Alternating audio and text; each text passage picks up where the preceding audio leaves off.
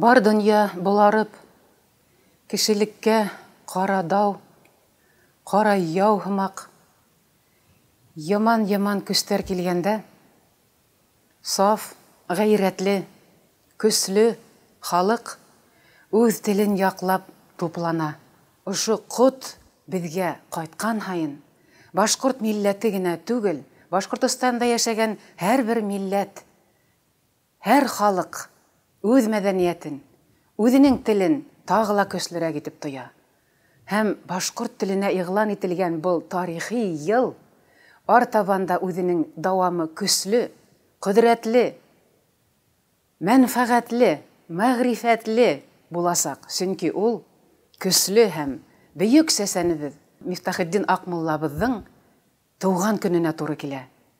Тарихта бер нәмәлә буш булмай. Тарихта барыһы ла эзмә-эзлекле.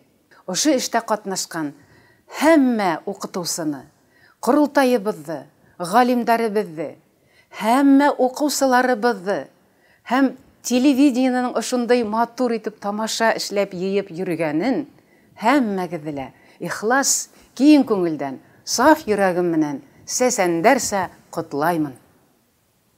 Башкорт теле балам, Коръән теле. Мәңге көсе китмәс тел бит ул.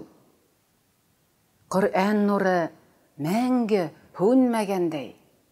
Нуры бетмәс, иң саф тел бит ул. Атай-әсәй намысын яхшы тоткан, язмышы ла мәңге какшамас. Үз ерендә хуҗа булган халык үз телен дә мәңге югалтмас.